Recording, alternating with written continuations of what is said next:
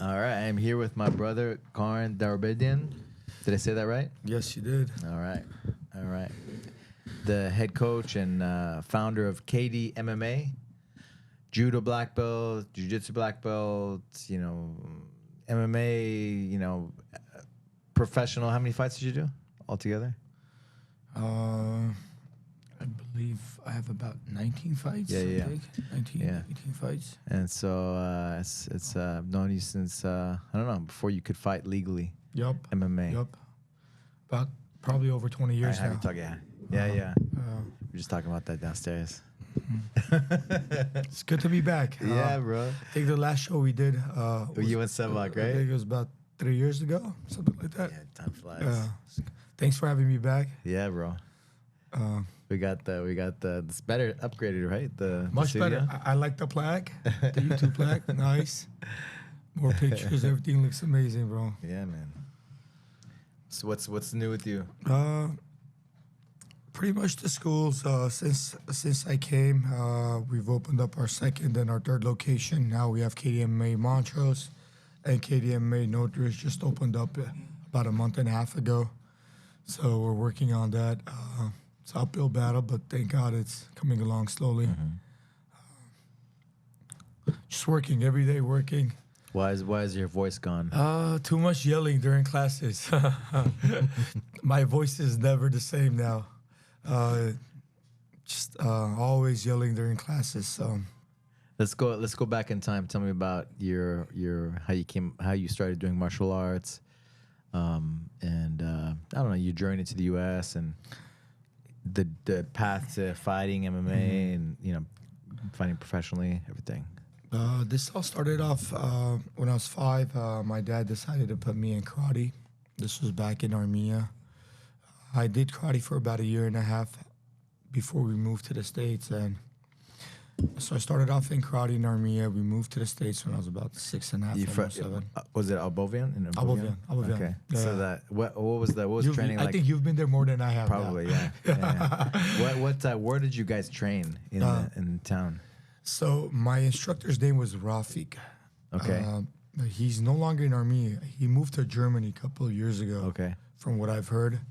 But it was, I don't even remember the school's name, but it was a 2-story building in Albovian. Okay. The first floor was a gymnasium. Second floor was like gymnastics and weights. So it's a pretty big facility, and it was one of the bigger karate schools in the city.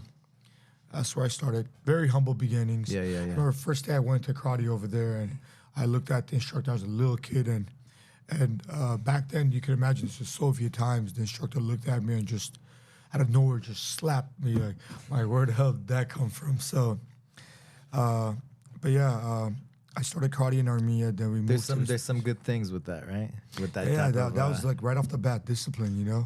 This is not the place to mess around in. So you knew that. You're 5 years old. He smacked you across the face. Right. It was right there and then. We're getting to the point. It was like. You have if or buts, straight to the point, and I thank him for that, and imagine that happened when I was 5, and I still remember that 33 years later. So, but he was a great instructor. I mean, the little time that I had with him, I learned a lot in my early days, and I moved to the States. I continued my karate and taekwondo journey. I got my black belt in taekwondo and karate. Then I eventually moved in. I started doing judo and jiu-jitsu at Sensei Gokura School, Team Ayastan. During that same time, I did boxing. I did boxing and kickboxing. And, slowly, I think I was about 12, 13, and just continued doing all those different sports. And at the time, MMA was coming along. It wasn't that big yet. I remember when I was 17, 16, MMA was actually banned in California. You couldn't do MMA. Right. My first MMA fight, there was no sanctioning body. So the first MMA back was that Jamie Walsh's pro Pangea fighting. That was the first sanctioned MMA. In California? In California, professional. Oh, no way. Okay. Jamie Walsh, yeah. Oh, wow. Oh, Jamie. I know Jamie. Yeah, of course, I know Jamie. I know Jamie. Good for me. So even my fight, I was the second fight. after my fight happened, the state came in and shut the whole show down. So I was lucky to get my first fight in, and after that they shut the whole show down. So it was illegal to do MMA in California. Then after that, things. Commission came in. They started sanctioning the fights. So I continued fighting. At the same time, I was still training in judo, jiu-jitsu, doing all of that. But my main focus was MMA. I got myself to a record of 9-1. I got into the WC. Which was basically UFC before they, Yeah, before they merged. So the lighter weights were in the WC. So anybody under 55 was in the WC. 55 and over, they were in the UFC. Right. I won my first fight. I ended up losing my second fight. I kind of got cut for the WC. I wish I was more serious back then. I would have done way better. I didn't take my training as serious. I didn't have the resources. It was kind of limited. I think we were all learning on how MMA was. It was kind of new to us. How to train for it. What to do, how many times a day. It's very new. But I'm happy. My MMA career led me to where I am now. I'm instructing MMA fighters, jiu-jitsu fighters. You want to be the coach that you didn't have, right? Yeah. So I know all my coaches were great. They all did their best.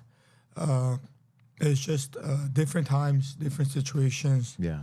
And the thing is, I got to go through that whole thing of being a fighter, then being a coach, going through those stages of how to prepare for a fight where nowadays, even now, it's advanced so much more than when I was fighting. Yeah. How people cut weight, how people prepare for a weight cut. How people spar, right? How people spar. So it's changed a lot, and it's always changing and evolving. So I'm learning. Anybody that says they know it all, they're pretty much full of it. So I think we're always learning.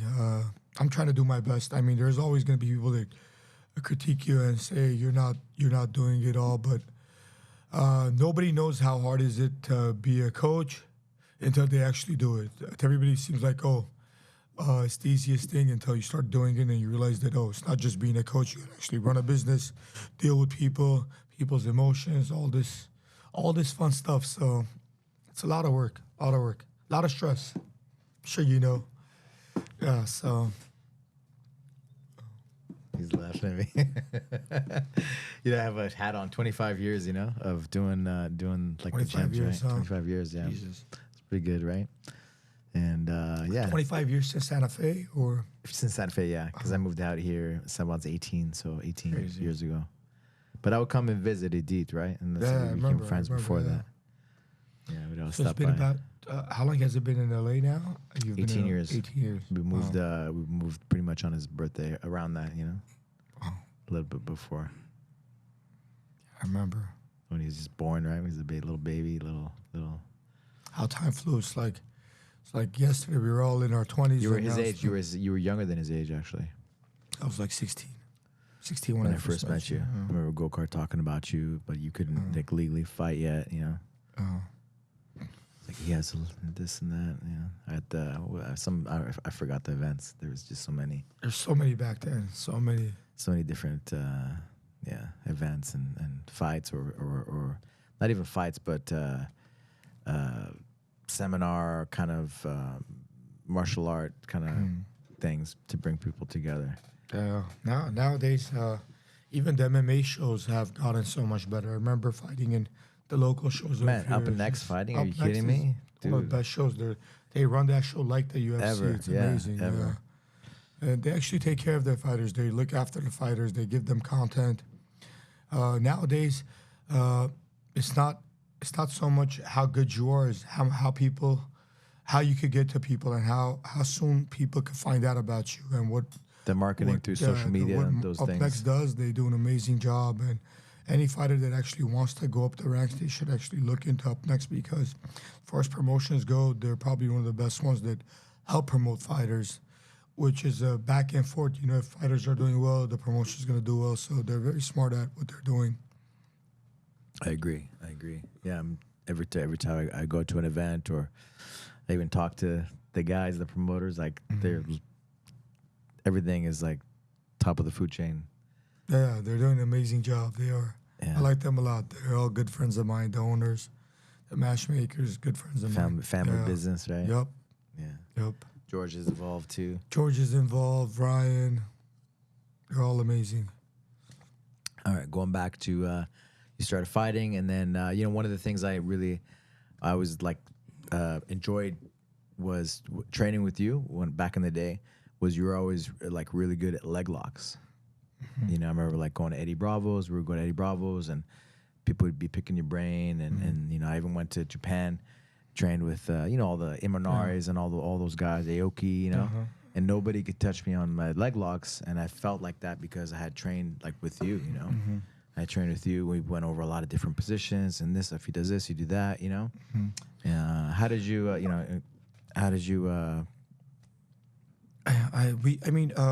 So training under Sensei Gokuro, leg locks were a big part of our system. Right. And back then, I'm sure you remember, if you were to do leg lock, it's kind of looked down upon. In jiu-jitsu back in the day, early days. Until actually it was still even after that, but all the guys, they would tap, all the Gokuro guys would tap out all the jiu-jitsu guys. Yeah, it was such a, if you would have done a leg lock, everybody would think, oh, that was the easy way out, and nobody would. It was looked down. It was really looked down upon. It was weird. And what was the fight? The when they stopped competing in the jiu-jitsu tournaments, the Brazilian jiu-jitsu tournaments. Manny got into fight with was it? I think it was Manny because he did a Manny leg lock with Kron. Was it not Kron? I think it was one of the Gracies. With Hoxton, right? Maybe. I think it was one of the Gracies, but it was pretty bad from what I've heard. I wasn't there, kid, but I think it was Gokuro, Caro, and Manny, and a lot of Brazilians. So I think Manny did a leg lock, and everybody just got really upset that why are you guys doing leg locks? I think it wasn't up until recently when EBI came along, John Donner came along, where they actually made it popular. But Sensei Gokuro has been doing this for a very long time. Yeah, way one before. One of the things I enjoyed coming out here, like specializing and like working on leg locks, you know. Yeah, I think with he was one but then training with you like on top of it, like with we're friends and we go over stuff. Of course, no. And then it was cool. It was really cool. Gave me a lot of confidence. I think it was one time one of the coolest statements that was made about leg locks was, I think, Dean Lister. He was talking to John, and John told him, leg locks this and that, and Dean's like, why would you ignore 50% of the human body? And it is 50%. Why would you ignore it? And legit, since I started doing grappling and jiu-jitsu, we were doing leg locks. And I think a lot of people are scared of leg locks because they don't know how to control them, and they end up injuring people. During my days, injuries happen. If you can injure somebody from an armbar, from a kimura, and if people are scared of leg locks, they tend to get injured even more. They tense up. So, but anybody that understands leg locks, very well. If you're caught, you tap. If you're able to get out, and if you have someone in leg lock and they're stubborn, you're not going to try to snap their leg. It's about understanding the technique. So the thing with our leg locks was we would do them all the time, and I think the only tournament they would actually allow leg locks was Naga back in the day.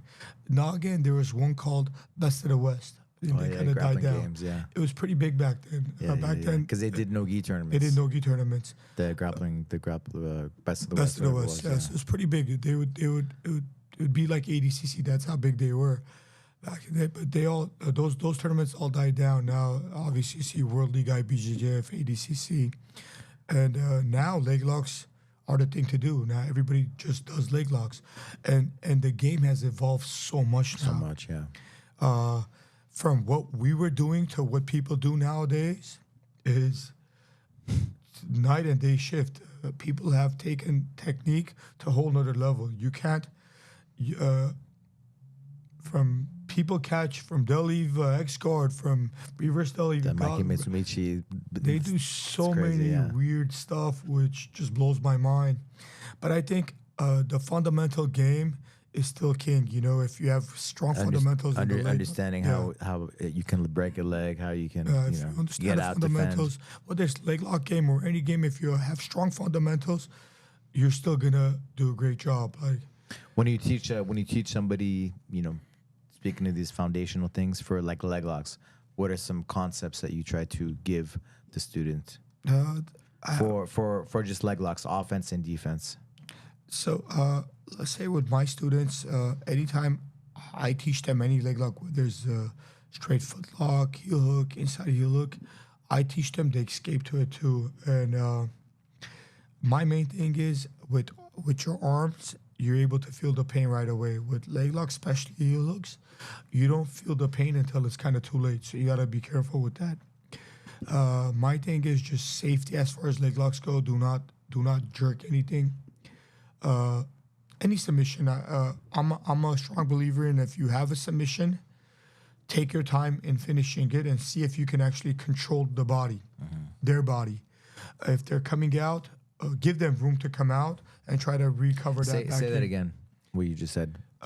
Every time you get in a leg lock, you want to give them space. Let's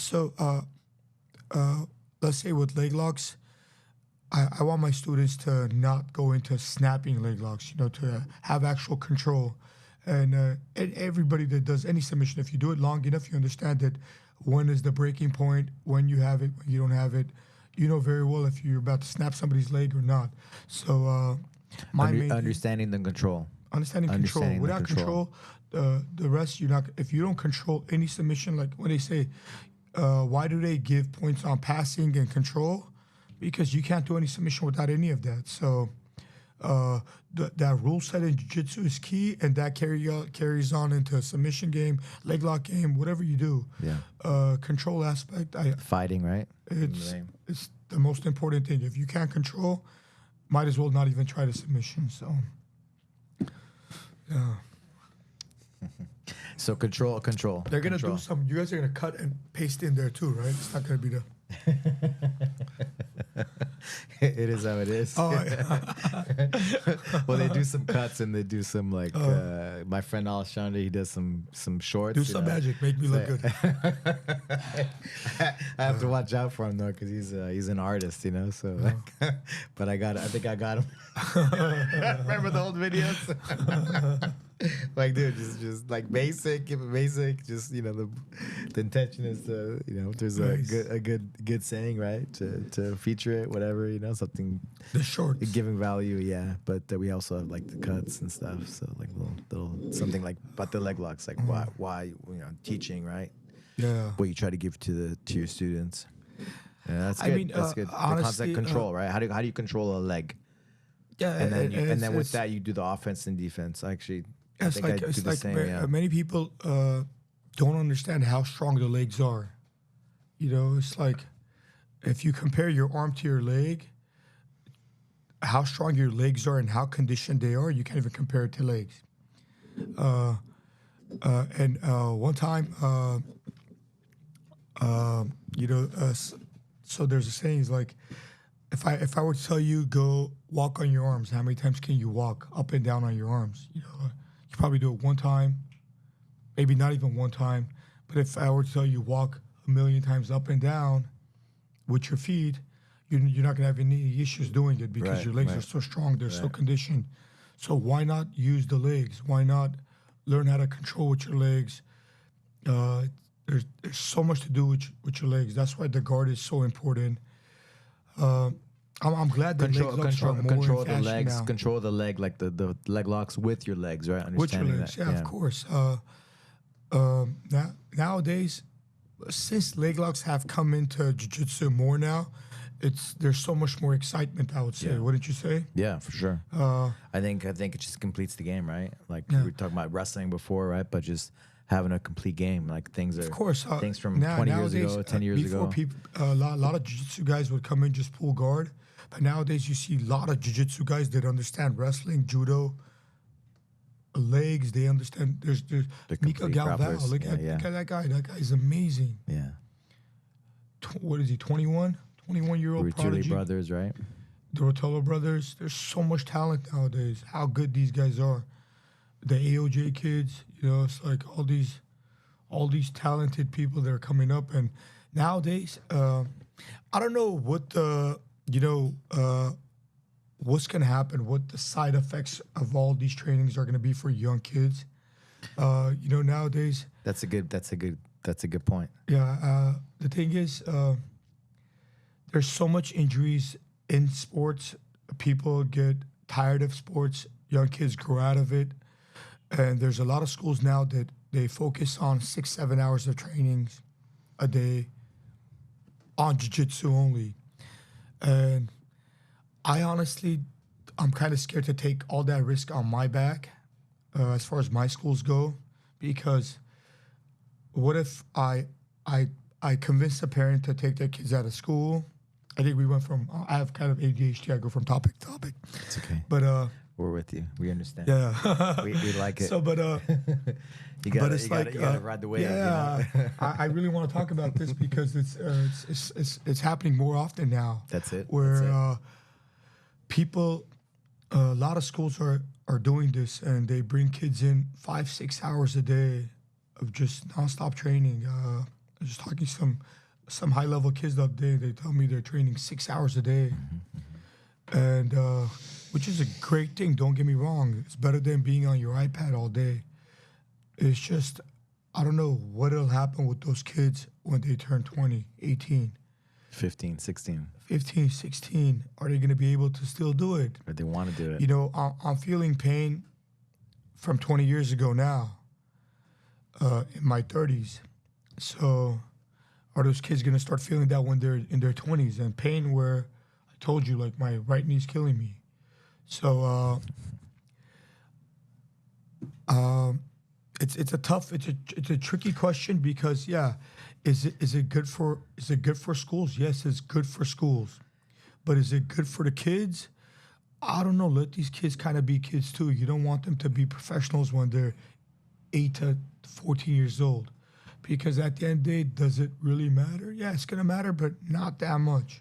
You know, it'll matter when they're 18. A lot of these kids end up, let's say, high-level wrestlers. They end up going to MMA. High-level jiu-jitsu guys. Yeah. So nowadays, the good thing about jiu-jitsu is you can actually make a lot of money doing jiu-jitsu. Yeah. Whereas back in the day, there wasn't any. If you're a high-level jiu-jitsu athlete, look at some of the best jiu-jitsu athletes are making killing. And nowadays, now that the UFC brought in jiu-jitsu, I think it's going to grow and get bigger and bigger. So, but having an 8-year-old kid do 5 hours, 6 hours a day, 10-year-old kid do that many hours. Specializing too early. I kind of disagree with that now. I think kids should be kids. Yeah, they should train hard, but 6-7 hours a day training for kids, I think they're going to burn those kids out, and it's going to come to a point where they're going to be like, I don't want to do this anymore. I don't know. I might be wrong. That's why I don't know if there's been any studies on this. There has, yeah. There has. Yeah, it's been, but Saren is doing the wrestling, right? So you have to do these certifications to be able to coach and stuff, and so they have statistics, numbers. And how are those numbers? I'm curious. Right, and so up to a certain age, you shouldn't have them do too many tournaments. They don't talk about the training, but they say like you don't want to specialize your kid too early. Too early, right? Because they pretty much then they get burnt out. Yeah. Exactly, they get burnt out. Whatever, different things, right? And without calling out anybody, like there's kids that homeschooling. I've known schools, and like the kids grow up and they have their own social media, this and that, right? And they burn out. Oh, yeah. Become teenagers. They're like, nah, I don't want to do it anymore. And they even look at like Dan Gable, right? He was Olympic champion, everything champion, right? And he started, I think, wrestling when he was like 12 or 13.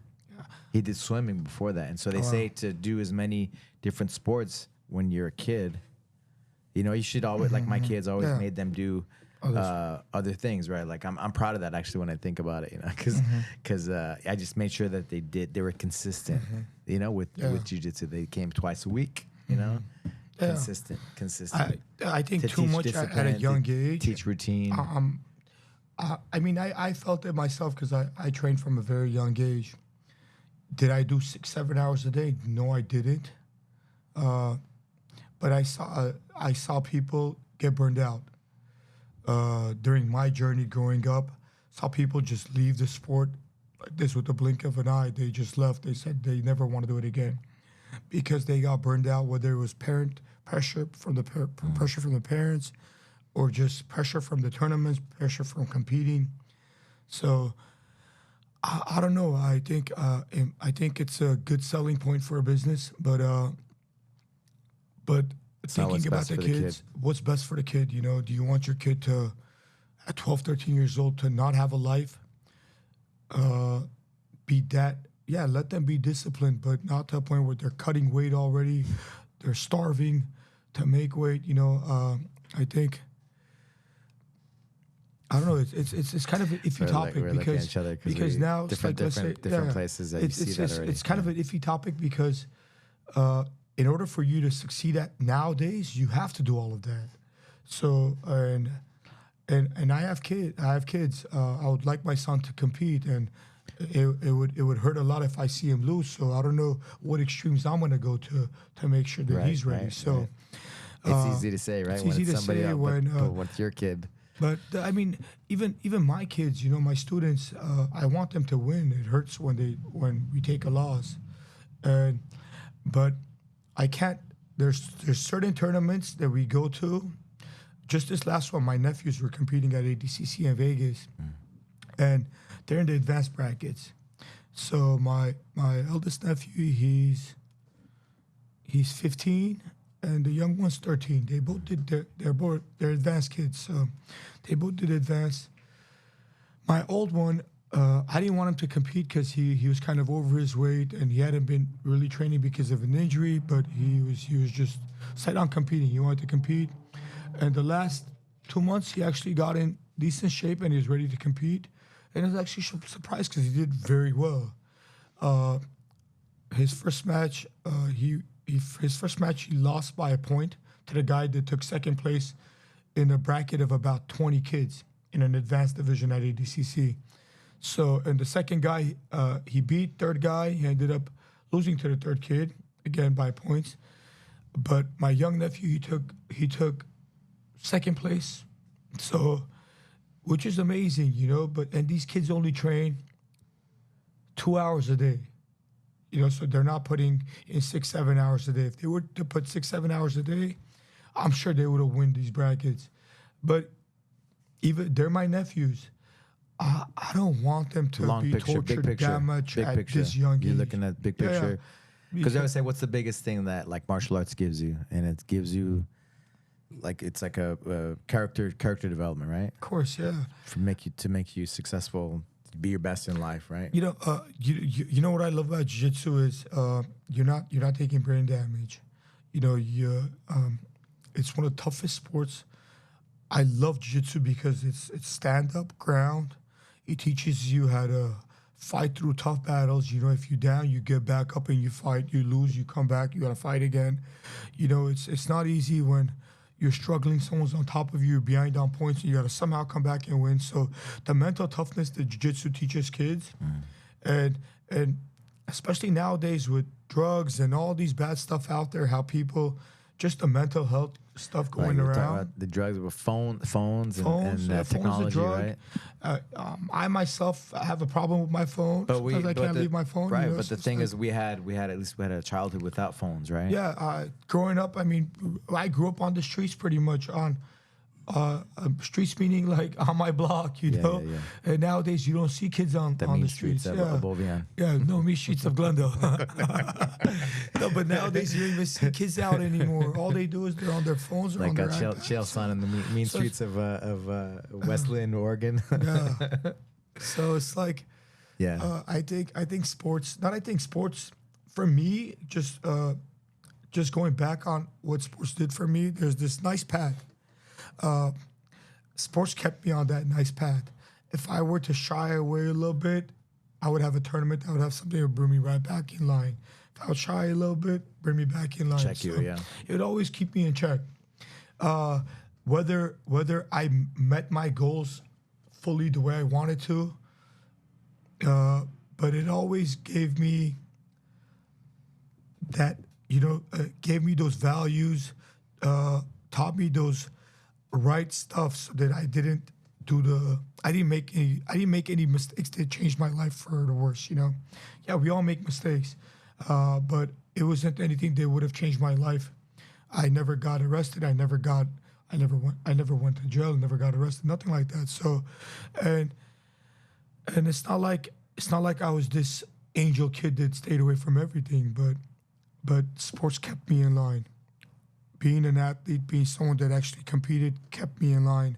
And I want this for a lot of my students. I want sports to keep them in line, especially nowadays with social media, what kids see nowadays on social media, from drugs to pornography to all those stuff. People, it's like little kids are so much, they're like little adults now. They know so much. They're not kids anymore. TikTok, right? A 10-year-old kid has so much knowledge that myself at 10 was so naive to all of that. Yeah. So I don't know. I think everybody should put their kids in sports, whether it's jiu-jitsu, karate, taekwondo, tennis, basketball. Kids should do sports. And they should be kids at the same time, too. I don't think a kid at 10 years old should be a professional. Let them be a professional when they're 18, 16.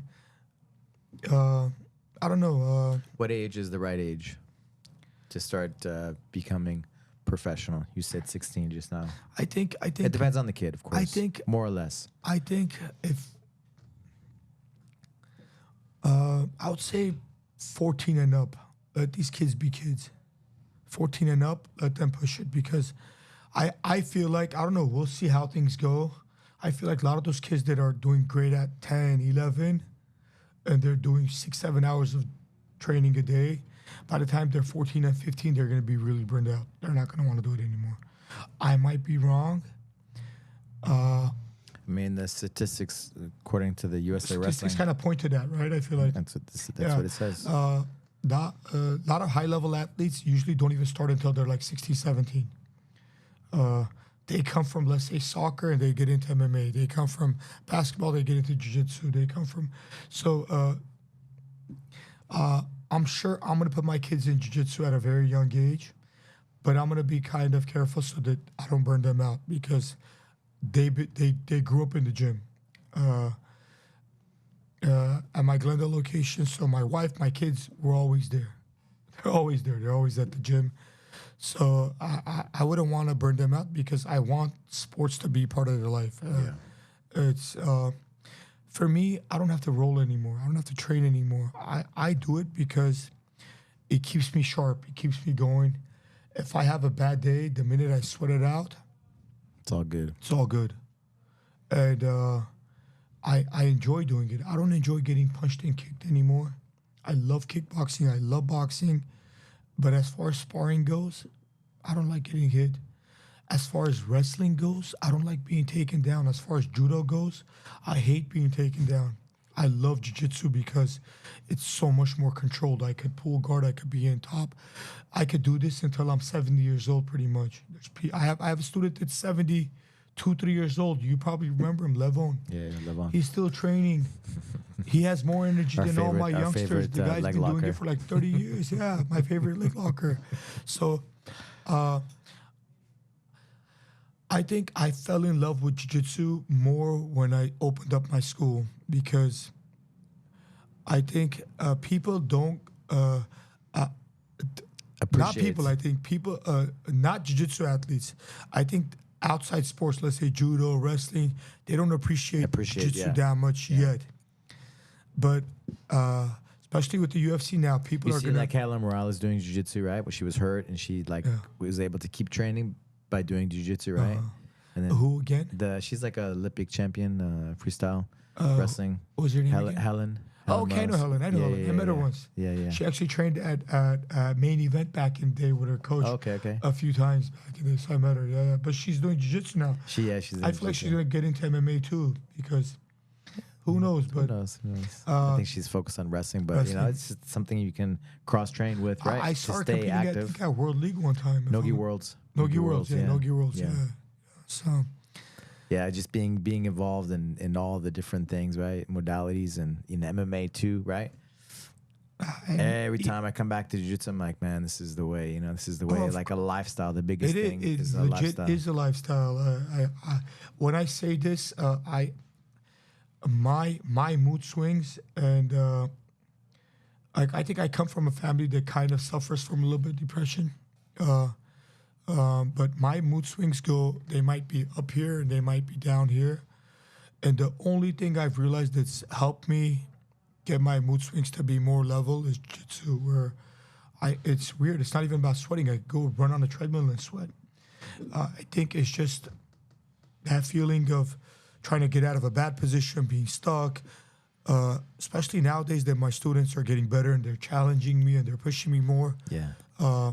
I enjoy it. I could have the worst day, I could have the worst week, and the minute I get it rolling, and I try to make it a priority to do it at least once or twice or 3 times a week to get a nice sweat in.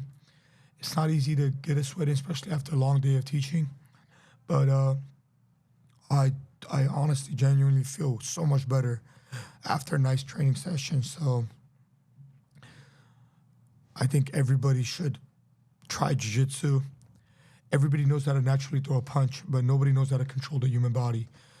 Even police stations nowadays, they're kind of making it mandatory for officers to learn jiu-jitsu. I mean, it should be mandatory at this point, right? With the UFC 100%. Being a mainstream sport on TV, like, how can you not train? How can you not train jiu-jitsu? Jiu-jitsu, you can do it. Of course. You can do it. And I think some of the police officers are telling me, like, you know, like the ego, right? They don't want to get tapped out or whatever, lose, you know? But man, at this point, like, it's like dangerous not to train. Yeah, I think all officers should, and some of the officers I know in Glendale, they're actually very high level jiu-jitsu. Yeah. They're very good. Yeah, very good. Yeah, there's a lot of great officers, right? I swear to God, there's some that they're black to see them. They're so good. If their situation happens, they know how to control somebody, right? Of course, without having to hurt somebody. Yeah, without honestly, if it's like me against an average person, I can control them without even touching them. Almost, I can't. Meaning touching them, punching them. No damage. Staying calm. Yeah, staying calm. Pressure. Yeah. Like, I know if he steps in too much. Your gun nowadays. You don't want someone to take you down. There's so many crazy little kids that know how to do tackle wrestling, tackle football, you know. So I think jiu-jitsu is gonna grow and grow. It's gonna be bigger. I think all kids should do it. All kids, girls, they should do it. You see the Dana White video where he talks about how putting your kids in jiu-jitsu. I think he's right. 100%, right? He's right. 100%. He's right. I mean, I've done just about everything, and I'm sure you've done it too. I've done karate, taekwondo, boxing, kickboxing, MMA. I love jiu-jitsu. It's our main focus in our school. Jiu-jitsu is what drives our schools. I love jiu-jitsu. It's the biggest part of our schools, and you could grow old and still do it. Mm-hmm. I'm not saying I'm going to be 60 years old training with an 18-year-old hard sparring, no. But I could find another 60-year-old my age, and we could roll, and we could both get a good workout out. They, like all the old OGs, like the old school guys, like they train specific training, stuff that's good for them, you know what I mean? Like try to maybe from here or whatever, you know? You know what I mean? So you find a way, you find the ways to win, you find the ways to train good. Of course. It doesn't have to be the same kind of training that you did when you were 20 years old. No, for sure. Like the Hello Gracie and those guys, you know. How old was he until the end? He was very old, right? He didn't stop. I'm telling you, one of my students, he's in his 70s, and he comes at least twice a week. He trains harder than most of my young guys. The guy doesn't stop. And you should see how energized he gets when he's on the mat. He's like, dude, I love this. I love this energy. I want to be here. This is what keeps me going. Did you think UFC was going to be as big as it's gotten? No, I was actually reading about something how Dana White, the first TV deal they did about 10 years ago with Spike TV was 150 million. Right. And how they recently did a deal for $7.7 billion. Yeah. Which is insane. Which is. But UFC is on a whole different level. I love this. I love going to the fights. I like to go to the UFC fights a lot. What they do is amazing. UFC is the brand, and they do an amazing job. Dana White and the UFC. And if you're lucky enough to be part of the UFC, wow, you've made it. So it's still growing. I don't think they're going to stop. And more people, now that they're going mainstream, Paramount and CBS, I think it's going to even grow more. I think no matter where you are in the world, right? No matter what, like you understand what's going on when two guys are fighting MMA. Oh, yeah. You see who's winning, who's losing without understanding any rule set. I would say it's the only sport that's bringing everybody together. There's countries that hate each other just because of the sport. They come together. So, UFC has grown and it's still growing, and the level has changed so much. I remember when I was fighting, you would come in with, let's say, a wrestling background, jiu-jitsu background. You represented your martial art. Yeah, you would represent your style. Nowadays, there's no way you could come in with just wrestling. You can't. Even though some of these fighters win just on wrestling, just like this last weekend with Chimaev, but there's a lot of grappling aspects to it too. He couldn't just have one on wrestling. Of course, yeah. So Finfu, he gave him his black belt, right? At the cage. He's a beast. Because it's like you have to be well versed. It's like maybe it's just wrestling, but no, he's training. He's training everything. There's wrestling is stand up, the ground, and what do you do on the ground? The rest is jiu-jitsu. You got to know how to control somebody. So I've had a lot of wrestlers come to the school, and in the beginning where they had no idea what jiu-jitsu was, they would take people down. Yeah, they could take a lot of people down, but the minute they would land on the ground, they would be submitted. Fight would be over. So you could be a great wrestler, but if you have no idea what's going on the ground, you're not going to be able to do anything. You can't even hold somebody down. You get tired of taking them down after a while because they'll just keep getting back up. So, but the good thing about jiu-jitsu now is a lot of high-level jiu-jitsu athletes know how to wrestle. They know how to wrestle.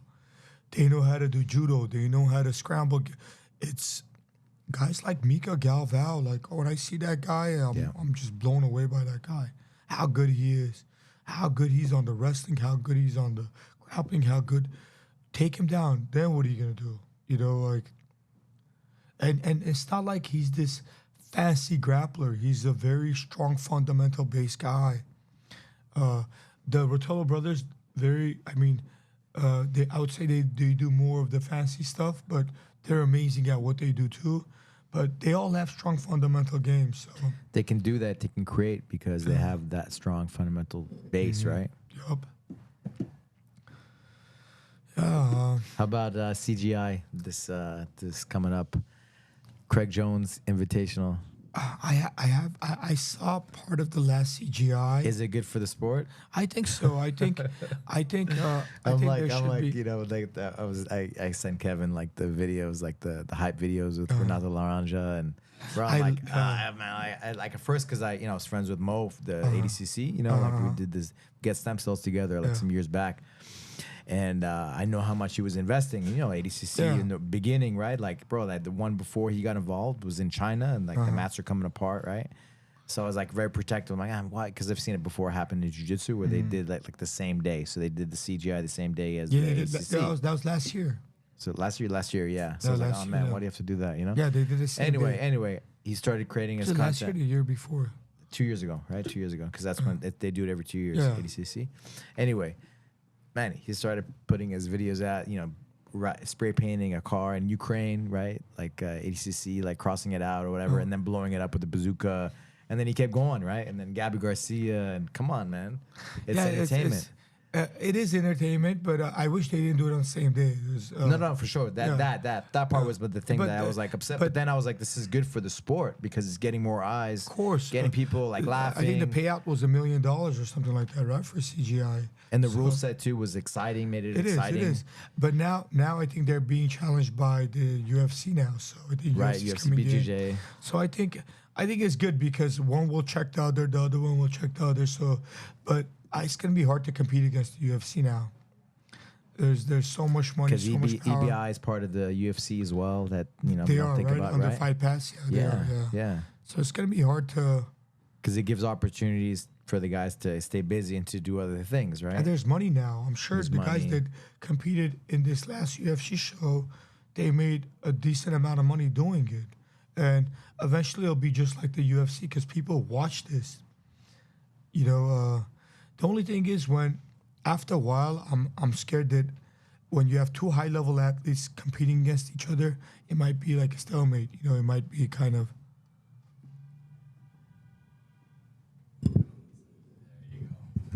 Are we good? Yeah. Can you hear me We now? have two athletes, high-level athletes, yeah. Yeah, so I feel like it might be kind of stall. Like it might be a little bit boring for people to watch. But then again, you have a guy like Tackett and what's the other guy that they competed against each other? He's out of Vegas. Yeah. No.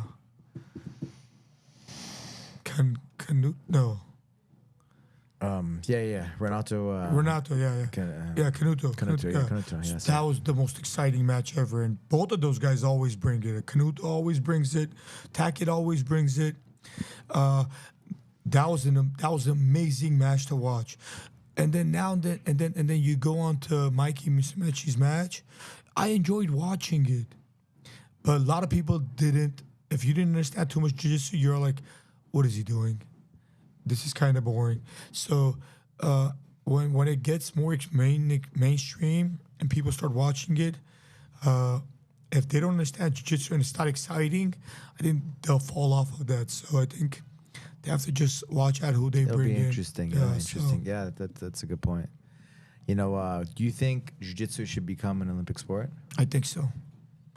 Why? I think because... I mean, why shouldn't it be?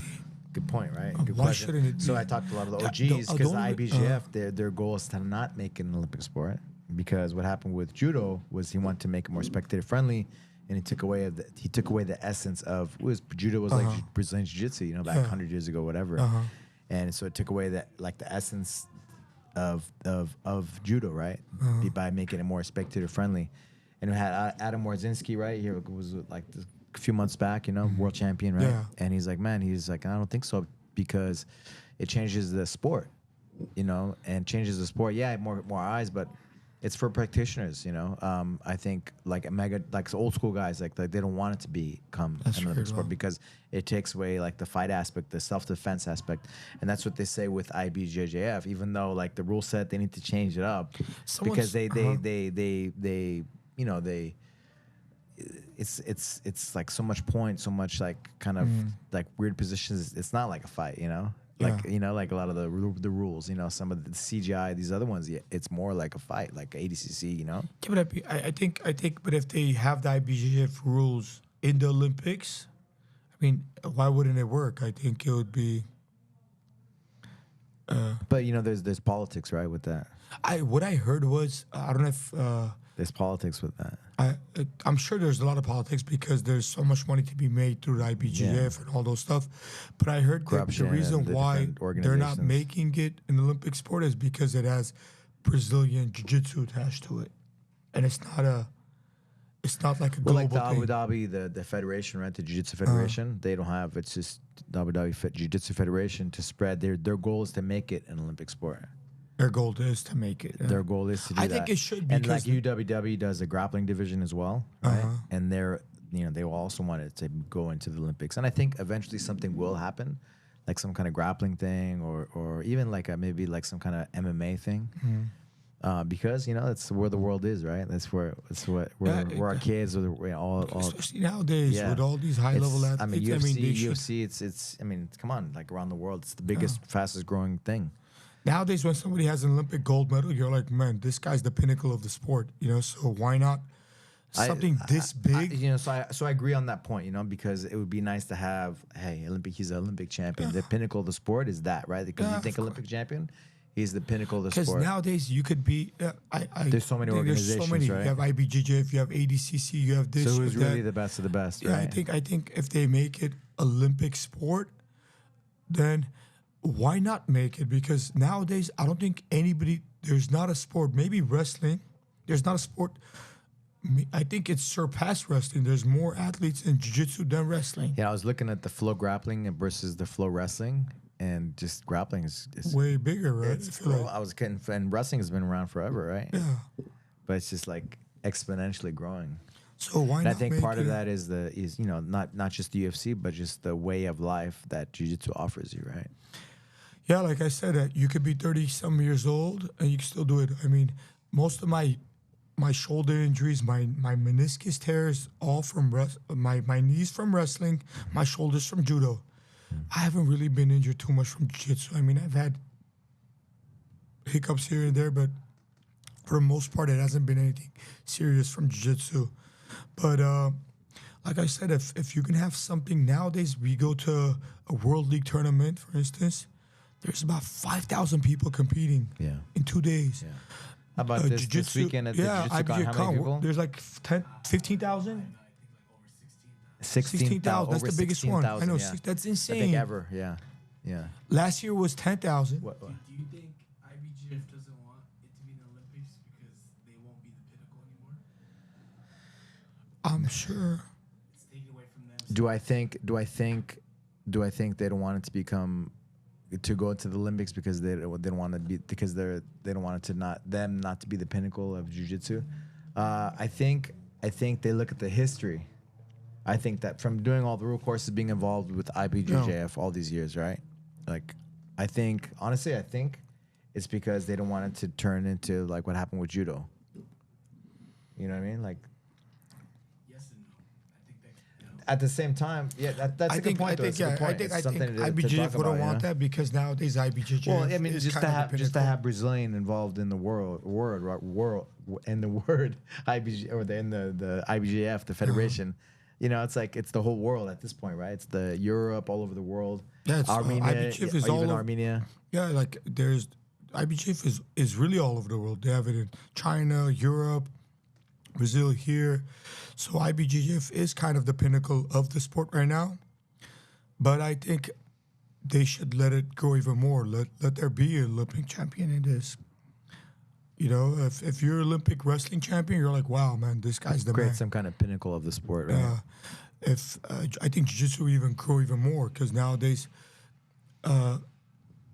any parent, you tell them, oh, you could make it to the Olympics. I want my kid to make it to the Olympics. You know, I was just thinking, had just random thoughts, right? And I'm going all over the place, but I was just thinking of Carlos Gracie Jr., who's the president of IBJJF. And bro, like back in the day, the weigh-ins, like for the the worlds and these different things, were at his house in his garage. You know what I mean? I didn't know that. And like he was the one who organized all the different factions, right? All the different teams, like his brother Carlson Gracie, and all these different, teams. He was the one who brought them all together. Hey guys, let's come together. Let's do a Brazilian national tournament. Hey, let's do a world championship. Let's do a Pan American championship. You know, he was the one who put them all together. So it takes something like that, right, to kind of organize everybody together. But at this point, it's just gotten so big, and UFC now being what they've done billions. is amazing. Yeah. Honestly, IBJJF, I would say it's the most organized, most strictest organization ever. You can't Weigh in twice. weigh in twice.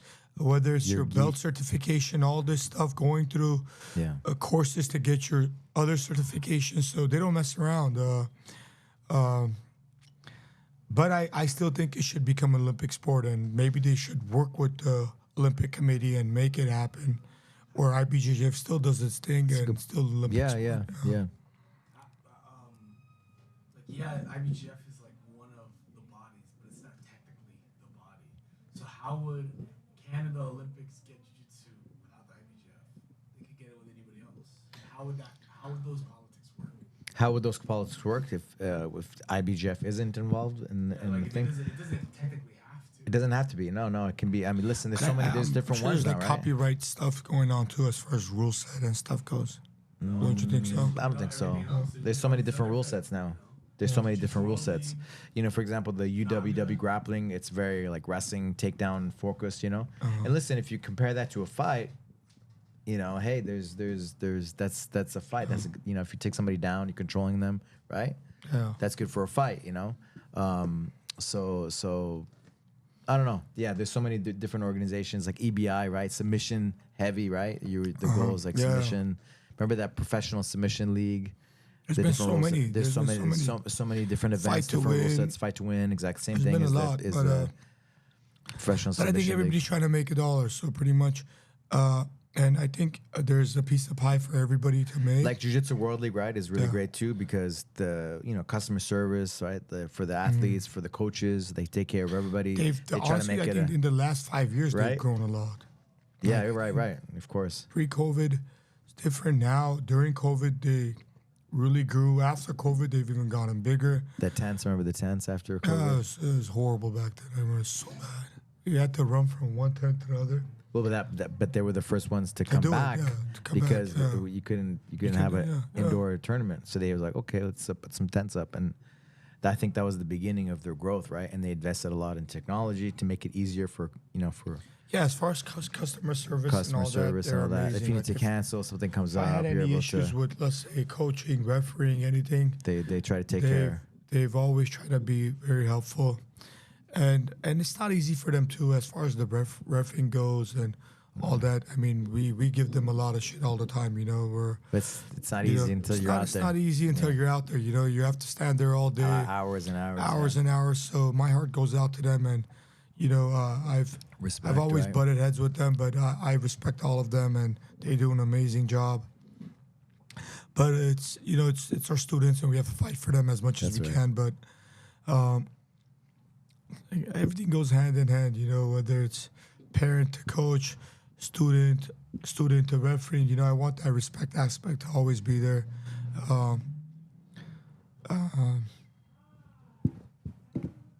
Yeah, that's it. Character Yup. things at the end of the day, right? Yes, sir. That's why, like the old school, like your first coach slapping you upside the head, right? Yeah, imagine I was 5 and I still remember that now. Good old days. Yeah. What about now, with the kids, As with far disciplining and just all the different?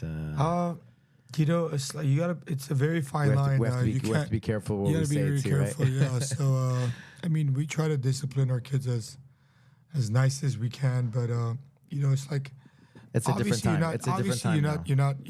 you're not there to hurt any kid. Of course. You know, our goal is to make these kids smarter, stronger, wiser. You know. Hopefully they all turn out to be good human beings. You know, my goal as an instructor, aside from, you know, like one time one of the parents asked me, like, what is your goal? You know, like, what do you want to do? And I told them straight up, I'm like, my goal is to make sure these kids have a good future, meaning they're healthy, they're smart, they're off the bad stuff, they're away from drugs, they're away from bad stuff. Try to keep them in line. And if one of them happens to get good and they become a world champion, that's icing on the cake. You know, and I told him, you know, straight up, I told him that to become a world champion, to become one of the best, isn't only sacrifice on my side, it's sacrifice on your child's side, on your side, on your wife's side, on your parents' side, on your whole entire family side. You guys have to have a lot of sleepless nights. You guys all have to be hungry, make sure this kid doesn't eat. There's so much sacrificing that has to happen for this kid to make it. So I don't know if you necessarily want him to become a world champion, but you want him to become a good human being. And you could you could become a world champion and be this piece of shit person which nobody cares about. So my goal with all my schools is to have good human beings there. I could care less if you're the best athlete. I really don't care. I've kicked people out of my gym a bunch of times. I want good people to come over there. I want it to be a family-based place. My family's always there. My kids are always there. That gym I clean up with my hands. I didn't know what a vacuum was until I opened up a gym. So my goal is to make good people, as much as I can, healthy, good people, Better people, yeah. and the rest is, like I said, it's icing on the cake. If they become an MMA world champion, great. The goal is to become a world champion, but the main goal for me is to create healthy, good people. Just one more story. So one time, I had one of my parents. He decided to do jiu-jitsu, and he did it one time, 2 times, and the second time I looked at him, I'm like, dude, I really don't like the way you look. You look your color doesn't look good. How about we get checked out? We get checked out. We see how you are, what's going on. So the guy ended up getting checked out. He found out that he has a bunch of arteries clogged up.